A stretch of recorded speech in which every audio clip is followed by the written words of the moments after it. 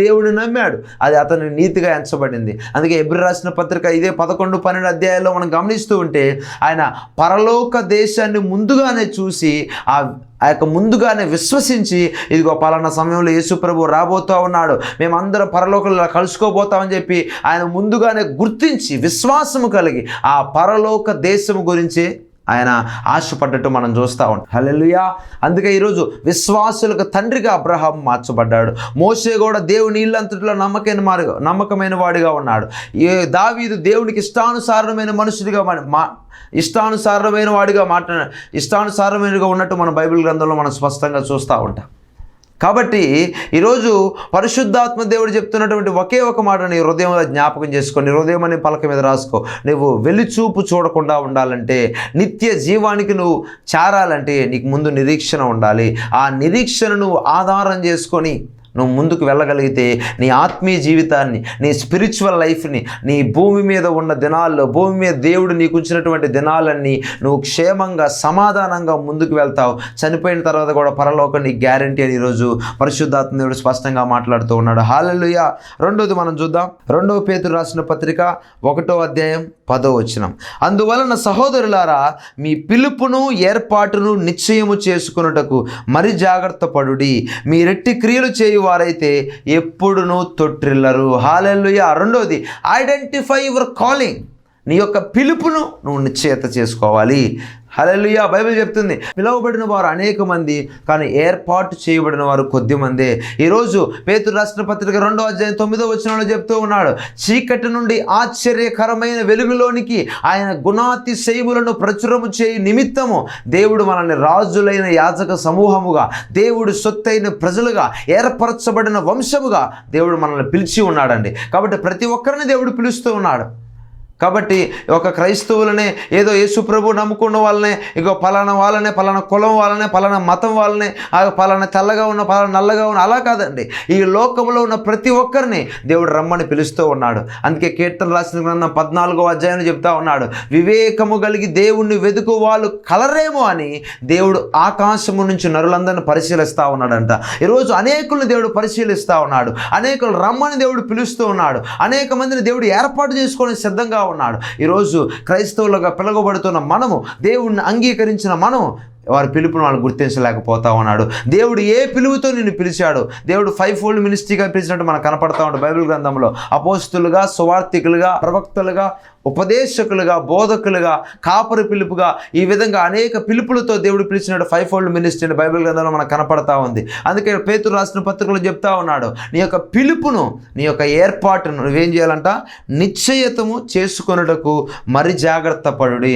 ఈరోజు అనేక మంది దేనికోసం జాగ్రత్త పడతా ఉన్నాడు అంటే, మా అమ్మాయి పెళ్ళి వచ్చేస్తున్నా అండి, మా అబ్బాయి జాబ్లో ఇంకా సెటిల్ అవ్వలేదండి, నా బ్యాంకులో బ్యాలెన్స్ ఇంకా అవ్వలేదండి, నా ఇంకా లోన్ ఈఎంఐ ఇంకా కట్టలేదండి, ఇంకా అది అవ్వలేదండి, ఇది అవ్వలేదండి, దానికోసం నెలంతా దానికోసమే జాగ్రత్త పడుతూ ఉన్నారు. కానీ వాళ్ళకి దేవుడు ఏ పిలుపుతో నిన్ను పిలిచి ఉన్నాడు, దేవుడు నిన్ను ఏ విధంగా ఏర్పాటు చేయాలనుకుంటున్నాడు, దేవుని యొక్క సంకల్పం ఏంటి, దేవుని యొక్క చిత్తం ఏంటి, దేవుని యొక్క ఉద్దేశం ఏంటి, నీ కుటుంబం పట్ల, నీ యొక్క కూతురు పట్ల, నీ యొక్క కొడుకు పట్ల, నీ యొక్క భర్త పట్ల, నీ యొక్క భార్య పట్ల, నువ్వు చేస్తున్న ఉద్యోగం, వ్యాపారం, అది ఏ సంబంధమైంది, దేవుడి చిత్తమైందా, దేవుడి చిత్తము కాదా అని చెప్పి ఈనాడు అనేక మంది వారు ఐడెంటిఫై చేసుకోవట్లేదు. వాళ్ళ పిలుపును, ఏర్పాటును నిశ్చయిత చేసుకోవట్లేదు. అందుకే చాలామంది ఏం చేస్తున్నారంటే, దేవుడు వ్యాపారం చేయొద్దన్నా కానీ వ్యాపారం పెట్టేసి నష్టపోతున్నారు. దేవుడు ఉద్యోగం చేయొద్దన్నా కానీ ఉద్యోగం చేసి నష్టపోతూ ఉన్నారు.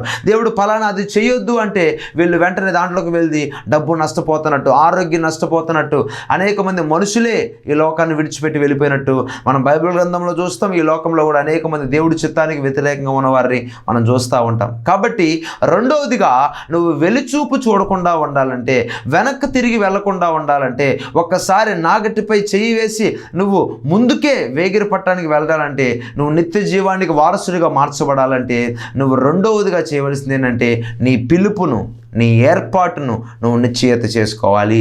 హల్లెలూయా. ఎప్పుడైతే నీ కాలింగ్ని నువ్వు ఐడెంటిఫై చేసుకోగలుగుతావో, ఖచ్చితంగా నీ జీవితంలో ఒక నూతన మార్పును చూడగలుగుతావు. నీ జీవితంలో ఇంకెక్కడ నువ్వు నష్టాన్ని చూడవు. నీ యొక్క నష్టానిగా నీ జీవితంలో ఎక్కడ నువ్వు ఇంకా వెనక చూసుకోవడం అనేది ఉండదండి. బైబిల్ గ్రంథంలో కూడా మనం చూసుకుంటే, దేవుని చిత్తానికి వ్యతిరేకంగా అనేక మంది వెళ్ళి ఏం చేశారంటే, వాళ్ళ జీవితాన్ని నాశనం చేసుకున్నట్టు మనకు కనపడతా ఉంటాం. ఈనాడు పరిశుద్ధాత్మ దేవుడు చెప్తా ఉన్నాడు, ఈ వీడియో చూస్తున్న నీతో, మరి నీ జీవితంలో, నీ బిడ్డల జీవితంలో, నీ కుటుంబంలో అసలు దేవుడి చిత్తం గురించి ఒకసారి ప్రార్థన చేసావా? దేవుడు ఏ పిలుపుతో నిన్ను పిలుచుకున్నాడు? దేవుడు నిన్ను ఏర్పాటు చేసుకోవాలనుకుంటున్నాడా? ఒకవేళ నిన్ను దేవుడు సేవకు పిలిచి ఉన్నాడా? ఒకవేళ దేవుడు నిన్ను ఫలానా ఉద్యోగం చేస్తూ సువార్త చేయమన్నాడా? వ్యాపారం చేస్తూ సువార్త చేయమన్నాడా? లేకపోతే పరిచారకుడుగా ఉండి సేవకుడు సహకరించమన్నాడా? ఒక సంఘంలో ఈ బాధ్యత తీసుకోమన్నాడా? దేవుని సంఘంలో ఈ విధంగా నేను నడుచుకోమని చెప్పి ఒక సంఘ పెద్దగా, లేకపోతే ఒక బాధ్యత కలిగిన వ్యక్తిగా నేను నిలబెట్టాలని దేవుడు ఆశపడుతున్నాడా అని చెప్పి ఏనాడైనా దేవుడి మందిరంలో నువ్వు నిలబడి నీ యొక్క పిలుపు, నువ్వు దేవుడి చిత్తాన్ని నువ్వు గురించి ప్రార్థన చేసావా? ఈనాడు అనేక మంది అలా ప్రార్థన చేయకే వాళ్ళ జీవితాన్ని నష్టపరుచుకున్నారు, వాళ్ళ జీవితాన్ని దుఃఖముతో వెళ్ళబుచ్చుతూ ఉన్నారంటే ఎంత బాధాకరమైన విషయం. దావీదు తన పిలుపును తెలుసుకున్నాడు. దావీదు తన పిలుపును, నిశ్చయతను ఏర్పాటు చేసుకున్నాడు. అబ్రహాము, ఇస్సాకు, యాకోబు వీళ్ళందరూ దేవుడి యొక్క పిలుపును, నిశ్చయతను వాళ్ళందరూ నిశ్చయత చేసుకున్నారు. కాబట్టి వారందరూ మన పితరులుగా వాళ్ళు ఒక విశ్వాస గృహంలో చేరినట్టు మనం చూస్తూ ఉంటామండి. అప్పటి వరకు పేతురు కూడా ఏం చేశాడంటే, యేసుక్రీస్తు కొర్నేలు ఇంట్లో చేసేటప్పుడు, కొర్నేలు ఇంట్లో ప్రార్థన చేసేటప్పుడు యేసుక్రీస్తు పలానా యూదుల కోసమే ప్రభువేమో అని చెప్పి అప్పటి వరకు అతను అపోహ కలిగి ఉన్నాడు. కానీ ఎప్పుడైతే అన్య జనుల సైతం పరిశుద్ధాత్మ దేవుడు కుమ్మరించబడ్డాడు, పేతురు ఇస్తున్న సాక్ష్యం ఏంటి తెలుసా? యేసుక్రీస్తు కొందరికి కాదు, అందరికీ ప్రభువు. యేసుక్రీస్తు పక్షపాతం లేనివాడు అని ఈ యొక్క సంఘటన బట్టి నాకు అర్థమవుతా అని చెప్పి పేతురుకి వెంటనే ఒక ఐడెంటిఫై వచ్చిందనమాట. తన పిలుపును తను నిశ్చయిత చేసుకున్నాడు. అపోస్తులుడైన పౌలు ఏ విధంగా పేతురు యూదులలో ఉన్నటువంటి క్రైస్తవుల కోసం పిలువబడ్డాడో, యూదులలో ఉన్న అన్యజనుల కోసం నేను పిలువబడ్డాను, అన్యజనులకు సిలువ సువార్త ప్రకటించడానికి దేవుడు నన్ను కృపచేత పిలుచుకొని ఉన్నాడని చెప్పి అపోస్తులుడైన పౌలు గలతీ రాసిన పత్రిక 1వ అధ్యాయం 16 నుంచి 19 వచనాలు అక్కడ మనం గమనిస్తే 3 సంవత్సరాలు అరేబియా ప్రాంతానికి వెళ్ళి అక్కడ తన కాలింగ్ని, తన యొక్క పిలుపును, ఏర్పాటును నిశ్చయిత చేసుకుని మరలా వచ్చి సువార్త ప్రకటించినట్టు మనం చూస్తూ ఉంటాం. ఈ విధంగా అపోస్తులుడైన వాడు ప్రతి ఒక్కరు వాళ్ళు ఏం చేశారో తెలుసా? వాళ్ళ పిలుపును, ఏర్పాటును నిశ్చయిత చేసుకున్నారు. స్టెఫను విషయంలో కూడా అదే విధంగా జరిగింది. హల్లెలూయా. కాబట్టి రెండవదిగా నీ పిలుపును, నీ ఏర్పాటును నువ్వు నిశ్చయిత చేసుకో. నీ యొక్క దేవుడి సంకల్పాన్ని, దేవుడి చిత్తాన్ని నీ జీవితంలో నువ్వు తెలుసుకో. ఖచ్చితంగా నువ్వు గొప్ప కార్యాలు చూస్తావు. నా జీవితంలో కూడా ఉదాహరణకి నా జీవితమే నేను చేయాలనుకుంటే అనేక జాబ్లు నేను చేశాను, అనేక ఉద్యోగాలు నేను చేశాను, అనేక వ్యాపారాల్లో కూడా నేను పాల్గొన్నాను. కానీ దేవుడి చిత్తం ఏంటంటే నేను పరిచర్య చేయాలి. కానీ నా పిలుపును, నా యొక్క నిశ్చయతను నేను ఎప్పుడైతే తెలుసుకోలేకుండా తిరుగుతూ ఉన్నానో అనేక డబ్బులు నష్టపోయాను, ఆరోగ్యాన్ని నష్టపోయాను, అనేక సమయాన్ని వృధా చేసుకున్నాను నేను. కానీ ఎప్పుడైతే దేవుడి యొక్క పిలుపుకు లోబడి దేవుడి చిత్తాన్ని వెతకటం ప్రారంభించానో, దేవుడి చిత్తానికి నేను ఎప్పుడైతే లోబడ్డానో నా జీవితంలో నేను నూతన మార్పును చూడగలుగుతూ ఉన్నాను. నా జీవితంలో నేను ఆశీర్వదించబడటమే కాకుండా అనేకులకు ఆశీర్వాదకరంగా నేను మార్చబడ్డాను. ఈరోజు నన్ను నిలబెట్టిన దేవుడు ఒకానొక సమయంలో చనిపోయే వ్యక్తిని, ఈ లోకం నుంచి వెళ్ళిపోవలసిన వ్యక్తిని దేవుడు బతికించి ఈనాడు సజీవముగా నిలబెట్టి నీకు వాక్యాన్ని ప్రకటించేలా చేసి ఒక సేవకుడు నన్ను వాడుకొడుతున్న దేవుడు, అదే దేవుడు నిన్న నేడు ఏకరీతిగా ఉన్నవాడు. ఈరోజు అదే దేవుడు నీ పిలుపును, నీ యొక్క ఏర్పాటును కూడా నువ్వు అడిగితే దేవుడు నిశ్చయిత చేస్తాడండి. కాబట్టి ఈనాడు అనేక మంది అడగట్లేదు, నోరు తెరిచి దేవుడి దగ్గర తగ్గించుకోవట్లేదు, మోకరించి ప్రార్థించట్లేదు. దినవృత్తాంతాల గ్రంథంలో సొలొమోను మందిరాన్ని కట్టినప్పుడు అంటండి, మోకాళ్ళుని ఒక రాజు అయి ఉండి మోకాళ్ళుని చేతులెత్తి ఆకాశం వైపు చేతులెత్తి ఈ మందిరం గురించి ప్రార్థించాడంట. రాజులే ఆనాడు మోకాళ్ళుని దేవుడి దగ్గర ప్రార్థన చేశారండి. ఈనాడు అనేక మంది మన దగ్గర ఏమీ లేకపోయినా కానీ కనీసం మోకరించి ప్రార్థించలేకపోతున్నారు, దేవుని కోసం చేతులెత్తి ప్రార్థించలేకపోతా ఉన్నారు. అయ్యా, దేవుడికి పూర్ణ మనసుతో దేవుని ఒక 10 నిమిషాలు కూడా, 20 నిమిషాలు కూడా, ఒక గంట సేపు కూడా దేవుడికి ప్రార్థన చేయలేకపోతే నువ్వు ఎలా దేవుడి దగ్గర నుంచి ఫలితాన్ని పొందుకుంటావు? ఎలా దేవుడి యొక్క చిత్తాన్ని తెలుసుకుంటావు? ఒకసారి ఆలోచించండి నా ప్రియ సహోదరి సహోదరులారా. ఇంకా ఎవరో నీ కోసం ప్రార్థన చేయాలని, ఎవరో ఫలానా వ్యక్తులకు నువ్వు రిక్వెస్ట్లు పంపిస్తూ ఉంటే మరి నువ్వు ప్రార్థన చేయవా? నువ్వు ప్రార్థనలో ఉండవా? నీకు ఆత్మీయ జీవితం వద్దా? నీకంటూ దేవుడు నీతో మాట్లాడొద్దా? వాళ్ళు పద్దాక పాస్టర్ గారు ప్రార్థన చేస్తూనే ఉంటారు, సేవకులు ప్రార్థన చేస్తూనే ఉంటారు. పలానా మినిస్ట్రీలకు నువ్వు ఏది పంపించినా, ఏ రిక్వెస్ట్ పంపించినా కానీ నీకంటూ ఒక ఆత్మీయ జీవితం ఉండాలి, నీకంటూ ఒక ప్రార్థనా జీవితం ఉండాలి. హల్లెలూయా. హన్నా ప్రార్థిస్తూ ఉంది, తనకు గర్భం తెరవబడలేదని చెప్పి అక్కడ ఏలీకి చెప్తే ఉంది తన సమస్య. కానీ తను ప్రతిరోజు మందిరంలోకి వచ్చి హన్నా అక్కడ దుఃఖపడుతున్నట్టు మనం చూస్తూ ఉంటాం. హల్లెలూయా. వాళ్ళు నీ కోసం ప్రార్థించడం ఒక ఎత్తు అయితే, నీ అంతరంగా నువ్వు ప్రార్థనా జీవితాన్ని కలిగి ఉండటం మరి ఒక ఎత్తు అని ఈరోజు పరిశుద్ధాత్మ దేవుడు చెప్తా ఉన్నాడు. కాబట్టి ఈరోజు ప్రార్థనా జీవితాన్ని నువ్వు కలిగి ఉండి, దేవుడి చిత్తం ఏంటి, నా యొక్క నీ యొక్క మ్యారేజ్ విషయంలో, నా బిడ్డల మ్యారేజ్ విషయంలో, నా యొక్క కూతురు మ్యారేజ్ విషయంలో, నా బిడ్డ ఉద్యోగ విషయంలో, వ్యాపార విషయంలో, ఇక పలానా స్థలం కొంటున్నావా, లేకపోతే ఇక పలానా ఇల్లు కడుతున్నావా, పలానా వాహనం తీసుకుంటున్నావా, ఇది దేవుడి చిత్తమేనా, దేవుడి చిత్తము కాదా అని నువ్వు ఐడెంటిఫై చేసుకోవాలి. ప్రతి విషయంలో అది పరిశుద్ధాత్మ దేవునితో నువ్వు సహవాసం చేస్తున్నప్పుడే నీకు తెలుస్తుంది. హల్లెలూయా. కాబట్టి రెండవదిగా నువ్వు వెలుచూపు చూడకుండా ఉండాలంటే, వెనక తట్టు తిరగకుండా నువ్వు ఉండాలంటే, నువ్వు నిత్య జీవానికి వారసుడిగా మార్చబడాలంటే, నీ పిలుపును, నీ ఏర్పాటును నువ్వు నిశ్చయిత చేసుకోవాలి. నీ కాలింగ్ని నువ్వు ఐడెంటిఫై చేసుకోవాలి. ఖచ్చితంగా అప్పుడు నీ జీవితంలో గొప్ప కార్యాన్ని నువ్వు చూడగలుగుతావు. హల్లెలూయా. మూడవదిగా మనం చూస్తే హెబ్రీయులకు రాసిన పత్రిక 12వ అధ్యాయం 15వ వచనాన్ని మనం చూస్తే, మీలో ఎవడైనను దేవుని కృపను పొందకుండా తప్పిపోవునేమో అనియు, చేదైన వేరు ఏదైనను మొలిచి కలవరపరచుట వలన అనేకులు అపవిత్రులైపోవుదురేమో అనియు. హల్లెలూయా. చేదైన వేరేదైనా మొలిచి దేవుడు కృప నుంచి వెళ్ళిపోతారేమోనండి అపోస్తలుడైన పౌలు హెబ్రీయులకు రాసిన పత్రికలో రాయటం మనం స్పష్టంగా చూస్తూ ఉంటాం. హల్లెలూయా. మూడవదిగా మనం చూస్తే బిటర్నెస్, చేదు. ఆ యొక్క యాకోబు రాసిన పత్రికలో కూడా రాస్తాడు ఒక మాట చూడండి. యాకోబు రాసిన పత్రిక 3వ అధ్యాయం 14వ వచనం, అయితే మీ హృదయములలో సహింపనలవి కాని, అంటే చేదైన మత్సరమును వివాదమును ఉంచుకునే వారైతే అతిశయపడవద్దు, సత్యమునకు విరోధముగా అబద్ధమాడవద్దు. హల్లెలూయా. ఆ చేదైన వేరు ఎవరైతే లోన ఉంచుకుంటున్నారో, అంటే ఇక్కడ చెప్తా ఉన్నాడు మత్సరము ఎముకలకు కుళ్ళు అనే లేఖనం సెలవిస్తూ ఉంది. ఈనాడు అనేక మంది ఓర్వలేనితనం, అనేక మంది ఇతరులను చూసి ఏడుస్తూ ఉంటారు. అనేక మంది పలానా వాళ్ళు అలా చేస్తున్నా, నేను చేయలేకపోతున్నా అని చెప్పి లోపల లోన కుళ్ళు పెట్టుకుంటూ ఉంటారు, ఆ మత్సరం పెట్టుకుంటారు. ఆ చేదైన వేరు ఉండటం వల్ల దేవుడి కృప నుంచి తొలగిపోతూ ఉన్నారు. ఆ చేదైన వేరు లోపల ఉండటం వల్ల వెలుచూపు చూస్తూ ఉన్నారు. చేదైన వేరు లోపల మొలిచింది వాళ్ళు తీసుకోకపోవటం వల్ల ఇంకా ఆ యొక్క వెలుచూపు చూస్తూ నాగటిపై చేయి వేసి కూడా ఇంకా శరీర సంబంధమైన వాటి మీదే వాళ్ళ మనసు ఉంచినట్టు మనం చూస్తూ ఉంటాం. హల్లెలూయా.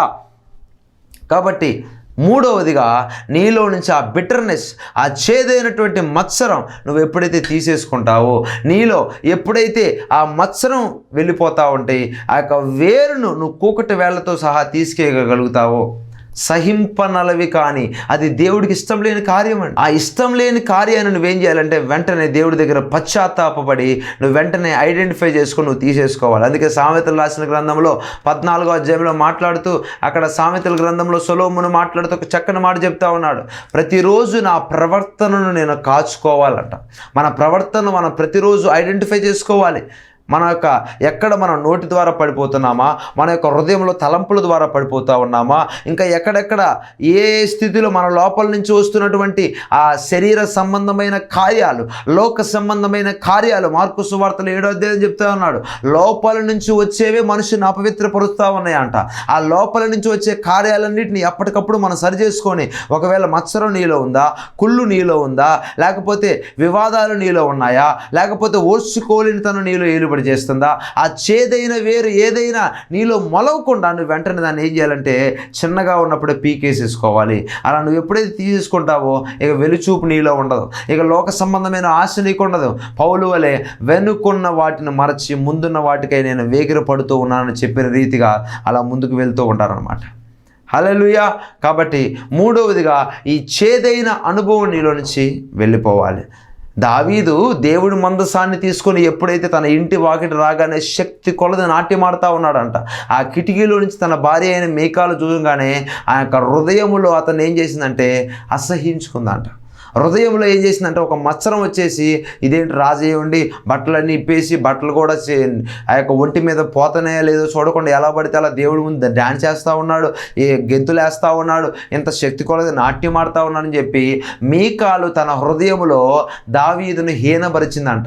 అతనిలోకి మత్సరం వచ్చేసిందంట ఆమెలోకి. ఎప్పుడైతే ఆమెలోకి మత్సరం వచ్చిందో మీకాలు యొక్క గర్భాన్ని దేవుడు మూసేసి. ఈనాడు అనేక మంది ఇతరుల మీద మత్సరము పెట్టుకొని, ఇతరుల మీద కుళ్ళు పెట్టుకొని, ఇతరుల మీద వేరే యొక్క తలంపులు పెట్టుకొని వాళ్ళు అలా అయిపోవాలి, వాళ్ళు ఇలా అయిపోవాలి, వాళ్ళ జీవితం ఎలాగుంది, ఎలా అయిపోవాలని చెప్పి మత్సరాన్ని పెట్టుకొని చేదైన వేరు వారిలో ఉండటం వల్ల ఈ యొక్క నిత్య జీవన అనేక మంది కోల్పోతారండి.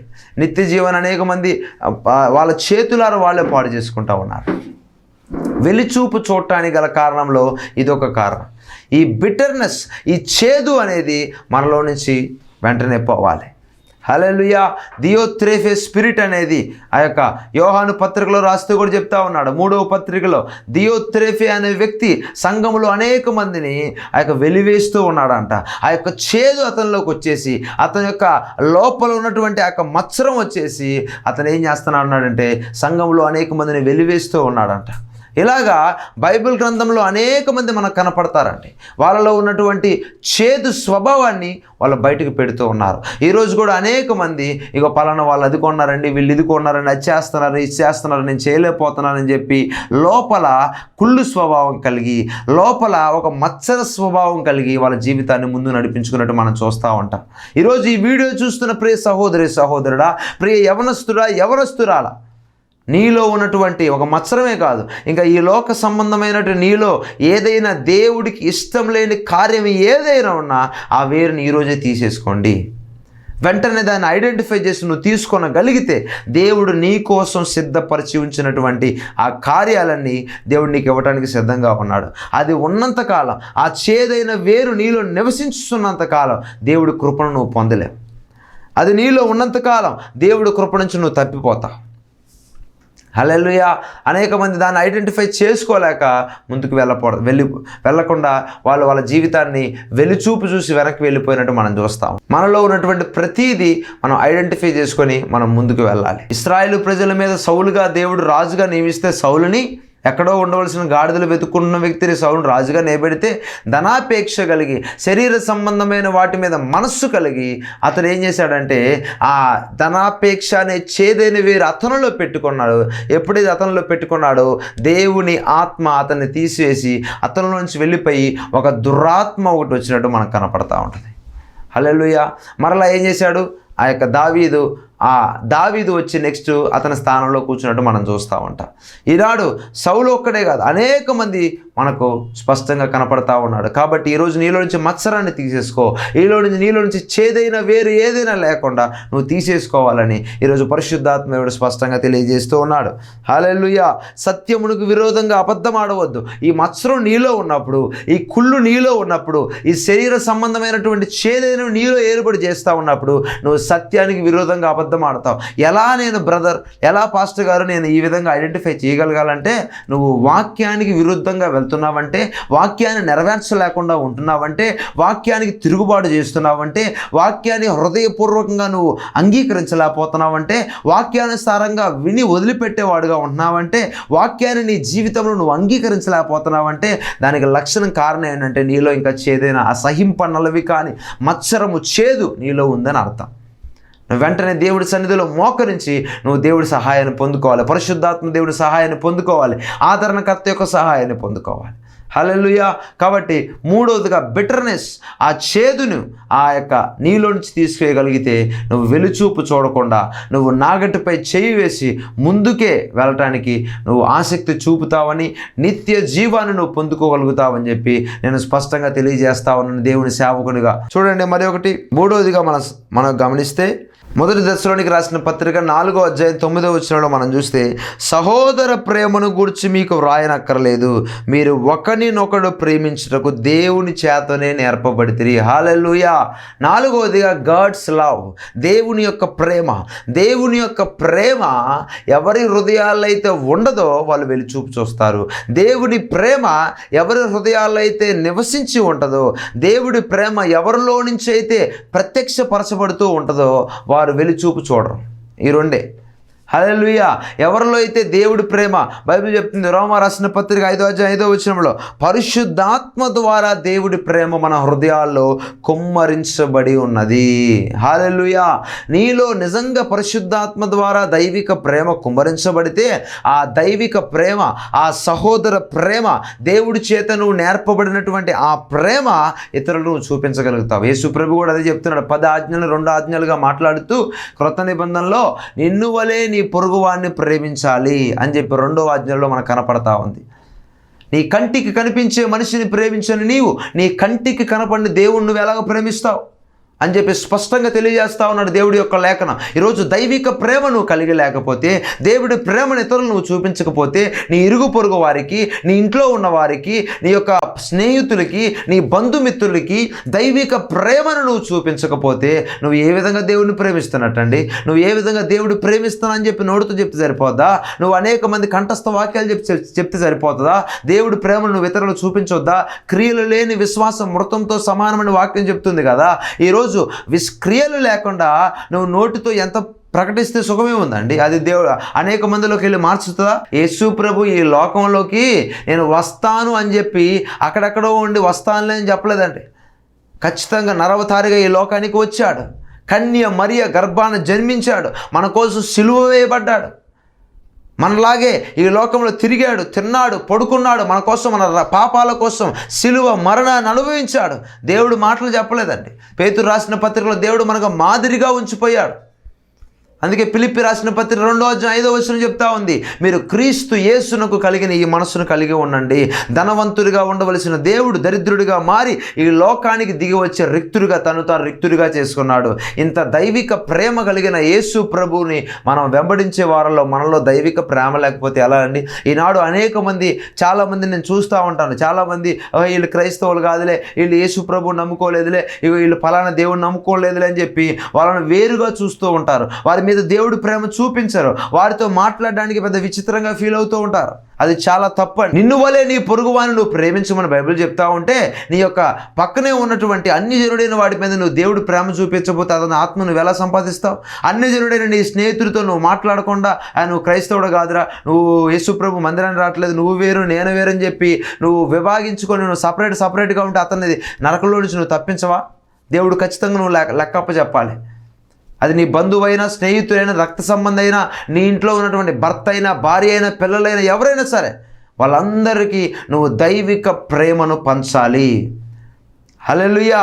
సిలువ మీద ఉండి కూడా దేవుడు చెప్తున్నాడండి, ఇంత గాయాలు పొంది సిలువ మీద వేలాడుతూ ఉండి కూడా దేవుడు దైవిక ప్రేమతో, తండ్రి వీరేమి చేయుచున్నారో వీరికి తెలియదు ప్రభువా, వీరిని క్షమించను ప్రభువా అన్నాడు. స్టెఫను రాళ్లతో కొట్టబడుతూ కూడా, తండ్రి వీరేమి చేయుచున్నారు వీరికి తెలియదు ప్రభువా, వీళ్ళని క్షమించను ప్రభువా అన్నాడు. అపోస్తలుడైన పౌలు రాళ్లతో కొట్టబడుతూ కూడా వాళ్ళని క్షమించాడండి, వాళ్ళని మన్నించినట్టు మనం చూస్తూ ఉంటాం. అపోస్తలుడైన పౌలుని అనేక మంది కొట్టినట్టు మనం చూస్తూ ఉంటాం, తిట్టినట్టు మనం చూస్తూ ఉంటాం, వెలివేసినట్టు మనం చూస్తూ ఉంటాం, దూషణ మాటలు మాట్లాడినట్టు మనం చూస్తూ ఉంటాం. కానీ ఏ ఒక్క దగ్గర తిరిగి దూషణ మాటలు మాట్లాడలేదండి. మన బైబిల్ గ్రంథంలో ఎక్కడ అలా రాయబడలేదు. దానికి గల కారణం ఏంటంటే దైవిక ప్రేమ వారిలో కుమ్మరించబడింది. హల్లెలూయా. ఈనాడు దేవుని ప్రేమ లేకే అనేక మంది జనులు నశించిపోతూ ఉన్నారు. దేవుడి ప్రేమ నిజంగా నీలోకి వస్తే సువార్త చెప్పకుండా ఉండలేవు. దేవుడి ప్రేమ నిజంగా నీలోకి వస్తే ఒక ఆత్మ నశించిపోయి నరకానికి వెళ్తూ ఆ యొక్క దారిలో అడుగులు వేస్తూ ఉంటే నువ్వు భారం కలిగి ప్రార్థించకుండా ఉండలేవు. ఈనాడు అనేక మంది ప్రార్థన చేయాలంటే ఎంతగా నా కుటుంబమే, నా పిల్లలే, నా భర్త, నా భార్య, నా కుటుంబం, నా సంపాదన, నా యొక్క డబ్బు, నా ఇల్లు అనే వాళ్ళ గురించి ప్రార్థన చేసుకోవడమే తప్ప బైబిల్ చెప్తుంది ఇతరుల గురించి ప్రార్థన చేయాలి. మనం నెమ్మదిగా సుఖముగా బ్రతుకు నిమిత్తము మనుష్యులందరి కొరకు, రాజుల కొరకు, అధికారుల కొరకు విజ్ఞాపనలు, యాచనలు, కృతజ్ఞతాస్తుతులు కలిగి ప్రార్థన చేయమని బైబిల్ చెప్తుంటే నీ యొక్క కుటుంబం కోసమే ఈరోజు అనేక మంది ప్రార్థన చేస్తున్నారు. వాళ్ళ సంఘం కోసమే ప్రార్థన చేసుకుంటున్నారు. వాళ్ళ సంఘానికి వచ్చే వాళ్ళ గురించే ప్రార్థన చేసుకున్నారు. ఇది ఎంత అవమానకరమైన విషయం అండి. ఇది ఎంత బైబిల్కి విరుద్ధమైనటువంటి విషయం. ఈనాడు బైబిల్ గ్రంథంలో చెప్తున్నటువంటి దేశం కోసం ప్రార్థన చేయమన్నారు, ప్రపంచంలో ఉన్న మనుషులందరి కోసం ఎడతెగక ప్రార్థన చేయమని బైబిల్ చెప్తా ఉంటే ఈనాడు అనేక మంది దాన్ని విడిచిపెట్టి వాళ్ళ వరకే చేసుకుంటూ ఉన్నారు. దానికి గల కారణం ఏంటో తెలుసా? దేవుడి ప్రేమ వాళ్ళలో లేకపోవటం వల్ల. ఈనాడు స్పష్టంగా పరిశుద్ధాత్మ దేవుడు ఈ వీడియో ద్వారా నీతో మాట్లాడుతూ ఉన్నాడు. నిజంగా మరి నీలో దేవుడి ప్రేమ ఉందా? నీలో దేవుడి ప్రేమ ఉంటే ఒక్కసారి నీ స్నేహితుడికి వెళ్ళి సువార్త చెప్పావా? నీ కుటుంబంలో ఎవరైతే రక్షణ పొందలేదో వాళ్ళ దగ్గరికి వెళ్ళి సువార్త ప్రకటించావా? నీ బంధువులకి కష్టం, నీ ఇంటి పక్కన ఉన్నటువంటి వారితో ఎప్పుడు లేకగానే ముఖం చూసుకునేటటువంటి నీ ఇంటి పక్కన వాళ్ళకి వెళ్ళిన సువార్త చెప్పావా? చెప్పలేదు. అందుకనే ఈనాడు అనేక మంది నరకానికి వెళ్ళిపోతూ ఉన్నారు. అనేక మంది లోకములో పాపం విచ్చలవిడిగా తయారవుతూ ఉంది. సత్యాన్ని తెలుసుకున్న నీవు, సత్యములో నడుస్తున్న నీవు, సత్యాన్ని ఆయుధంగా ధరించుకున్న నీవు మరి సత్యాన్ని ప్రకటించవా? నమ్ముకుంటే సరిపోతుందా? సత్య మార్గంలో నడుస్తూ అనేకులను దేవుడి వైపుకి నడిపించాలండి. దేవుడు ప్రేమ కలిగి అనేకులను దేవుడి వైపుకి తీసుకుని రావాలి. ఆదిమ సంఘంలో అపోస్తలుల కార్యం 8వ అధ్యాయంలో రాస్తూ ఉంటారు. అక్కడ సంఘంలో గొప్ప హింస కలిగినప్పుడు వాళ్ళు సంచారం చేస్తూ, ఎవరింటికి వాళ్ళు వెళ్ళిపోలేదులే కానీ, సంచారం చేస్తూ వాళ్ళ పని వాళ్ళు చూసుకోలేదులే కానీ, సంచారం చేస్తూ దేవుడి సువార్తను ప్రకటించుచూ వచ్చారంట. హల్లెలూయా! ఎంత గొప్ప మాట మనం చూస్తూ ఉంటాం బైబిల్ గ్రంథంలో. ఈనాడు మన పనేదో మనం చూసుకున్నాం కానీ దేవుడు మన నుంచి ఏం ఆశిస్తున్నాడు, దేవుడు ఏ విషయంలో మన పట్ల సంతోషపడతాడు, దేవుడికి మనం ఏ విధంగా చేయాలి అనే విషయాలు ఈరాని ఎవడు చూడలేదండి. ఎంతగా దేవుడి దగ్గర నుంచి అన్నీ వచ్చేయాలి, దేవుడి దగ్గర నుంచి అన్నీ పొందుకోవాలనే ఆశతో ఉన్నారు తప్ప దేవుడు మన నుంచి ఏం ఆశిస్తున్నాడు, దేవుడు మన నుంచి ఏం కోరుకున్నాడు? దేవుడు ఏం కోరుకుంటాడా? నీ డబ్బు కోరుకుంటాడా? నీ ఆస్తి కోరుకుంటాడా? నీ ఇల్లు కావాలా? నీ బంగారం కావాలా? దేవుడికి అయ్యేం వద్దండి. దేవుడికి అయ్యేందుకు? దేవుడికి నీ హృదయం కావాలి. హల్లెలూయా! దేవుడు నీ హృదయాన్ని కోరుకుంటా ఉన్నాడు. అందుకే 2వ దినవృత్తాంతముల గ్రంథం 6వ అధ్యాయం 31వ వచనంలో మనం గమనిస్తే ఇక్కడ సొలొమోను మోకరించి ప్రార్థించి ఒక మాట చెప్తా ఉన్నాడు. ఏమని? నీ మార్గములలో నడుచుకున్నట్టుగా వారి హృదయములను ఎరిగి ఉన్న నీవు వారి సకల ప్రవర్తనకు తగినట్లు ప్రతిఫలమును దయచేయుదుగాక. నీవు ఒక్కడవే మానవుల హృదయములను ఎరిగిన వాడవు కదా అన్నాడు. హల్లెలూయా! ఎవరంటే దేవుడు ఒక్కడే మన హృదయాలను ఎరిగినవాడండి. నువ్వు మనుషులు ఎవరికి మన హృదయాల గురించి తెలియదు. నువ్వు దేవుడి విషయంలో ఎంత నమ్మకంగా ఉన్నావో, దేవుని సేవ పట్ల, దేవుని పరిచర్య పట్ల ఎంత నమ్మకం కలిగి, ఎంత భయం కలిగి ఉన్నావో అది మనుషుల కన్నా దేవుడికి బాగా ఎరిగినవాడు. ఆ ఎరిగిన దాన్ని బట్టే, దేవుడికి తెలిసిన దాన్ని బట్టే నీకు ప్రతిఫలం ఇస్తాడు. అది నీకు ఏ విషయంలో అయినా కానీ. ఈనాడు అనేక మంది పైకి చేయడానికి భక్తి చేస్తున్నారు, పైకి చేయడానికి పరిచర్య చేస్తున్నారు, పైకి చేయడానికి దేవుడి యొక్క పనిలో పాల్గొంటున్నారు, కానీ దైవిక భయం వాళ్ళ హృదయంలో లేదు, దేవుడి ప్రేమ వాళ్ళ హృదయంలో లేదు, దేవుడి సువార్త పట్ల భారము లేదు, దేవుడి ఆత్మల పట్ల భారము లేదు, సంఘము పట్ల భారము లేదు, వాళ్ళ యొక్క గ్రామం పట్ల భారము లేదు. మరి ఏ విధంగా దేవుడి ప్రేమ నీలో కుమ్మరించబడుతుంది? ఏ విధంగా దేవుడి ప్రేమ నువ్వు ప్రకటిస్తావు? హల్లెలూయా! కాబట్టి నా ప్రియ సహోదరి సహోదరులారా, చివరిగా నేను ఒక మాట చెప్పి నేను ముగిస్తాను. దేవుడి ప్రేమ ఎప్పుడైతే నీ హృదయంలో కుమ్మరించబడుతుందో ఖచ్చితంగా నీ యొక్క గ్రామాన్ని నువ్వు మార్చుకోగలుగుతావు. దేవుడి ప్రేమ ఎప్పుడైతే నీ హృదయంలో కుమ్మరించబడుతుందో నువ్వు ఎక్కడ అడుగు పెడితే అక్కడ దేవుడి ప్రేమ ప్రత్యక్షపరచబడుతుంది. యేసు ప్రభు ఎక్కడ అడుగు పెడితే సమాజంగా అనేక మంది గుంపులుగా అతను వెంబడించే వాళ్ళంట. ఎందుకు? దేవుడి ప్రేమ కోసం, ఆయన చూపించే ప్రేమ కోసం, ఆయన మాటల కోసం. పేతురు అన్నాడు, మేము ఎక్కడికి వెళ్తాం ప్రభు? నిన్ను విడిచిపెట్టి, ఆ వలలు విడిచిపెట్టి, ఆ శరీర సంబంధమైన చేపలు పట్టుకో వృత్తి విడిచిపెట్టి నీ దగ్గరికి వచ్చింది వెళ్ళిపోవడానికా? వాళ్ళలాగా మేము వెళ్ళిపోం. నిత్య జీవపు మాటలు నీ దగ్గరే దొరుకుతాయి కదా ప్రభువా అని చెప్పి దేవుడి ప్రేమను పేతురు తెలుసుకున్నాడు, అపోస్తులందరూ తెలుసుకున్నాడు. ఈనాడు దేవుడిని శిష్యులుగా పిలువబడుతున్న మనం దేవుడి ప్రేమను తెలుసుకోవాలి, దేవుడి ప్రేమను ప్రకటించాలి. సిలువను గూర్చిన వార్త నశించుచున్న వారికి వెర్రితనంగా ఉంది, రక్షించబడుతున్న మనకు దేవుని యొక్క శక్తి అయి ఉన్నది. ఈనాడు ఆ దేవుని శక్తి నువ్వు తెలుసుకోగలిగితే ఖచ్చితంగా దేవుడి కార్యాన్ని నీ జీవితంలో, నీ కుటుంబంలో చూడగలుగుతావు. వెలిచూపు చూడకుండా నాగటి మీద చెయ్యి వేసి ముందుకే వేగరంగా నువ్వు పరిగెట్టగలుగుతావు. నిత్య జీవాన్ని నువ్వు సంపాదించుకోగలుగుతావు. కాబట్టి అట్టి కృప దేవుడు మీ అందరికీ దయచేయాలని నేను మనస్ఫూర్తిగా కోరుకుంటూ, అట్టి కృప సమాధానం దేవుడు మీకు, మీ కుటుంబాలకి, మీ బిడ్డలకు దయచేయునుగాక. ఆమేన్. కళ్ళు మూసుకొని ప్రార్థన చేద్దాం. స్తోత్రం మహాపరిశుద్ధుడా, మహాగణుడా, నీకు వందనాలు ప్రభువా. ఈనాడు ప్రభువా వెలిచూపు చూడకుండా నాగటి మీద చెయ్యి వేసి మేము ముందుకు వెళ్ళాలంటే, వెనక్కి తిరిగి వెళ్లకుండా, వెనుకున్న వాటిని మరచి వాటి మీద లక్ష్య పెట్టకుండా నిత్య జీవాన్ని మేము సంపాదించుకోవాలంటే ఏం చేయాలో ఈరోజు స్పష్టంగా నీవు మాతో మాట్లాడావు ప్రభువా. అయ్యా, అందును బట్టి నీకు వందనాలు, స్తోత్రాలు. ఏ విషయాలు బిడ్డలతో మాట్లాడావో, ఏ అయితే ప్రభు ఈ ప్రోగ్రాం చూస్తున్న ఎవరితో అయితే నువ్వు సూటిగా మాట్లాడావో వాళ్ళ హృదయాల్లో మాట్లాడిన ప్రతి వాక్యం నాటబడునుగాక. ప్రతి ఒక్క విత్తనం వాళ్ళ యొక్క హృదయాల్లో నాటబడి ఫలించునుగాక. వాళ్ళ కుటుంబంలో నూతన కార్యం జరుగునుగాక. ఎందరైతే ఎవరైతే ఈ ప్రోగ్రాం చూస్తున్నారో వాళ్ళ జీవితంలో నూతన కార్యం, అద్భుత కార్యం, మహత్తర కార్యం, సూచక క్రియలు జరుగునుగాక. ఈ జూన్ నెలలో ఒక అద్భుతం చూచుదురుగాక. ఈ జూన్ నెలలో వాళ్ళ ఆర్థిక పరిస్థితుల్లో ఒక అద్భుతం ఫైనాన్షియల్ బ్రేక్ త్రూ వచ్చునుగాక. అట్టి కృపతో మీరు నింపమని, నీ ఆత్మతో బలపరచమని, నీ శక్తితో మీరు నింపమని తండ్రి యేసు నామములో అడిగి వేడుకొని పొంది ఉన్నాము తండ్రి. ఆమెన్. God bless you. దేవుడు మిమ్మల్ని దీవించునుగాక.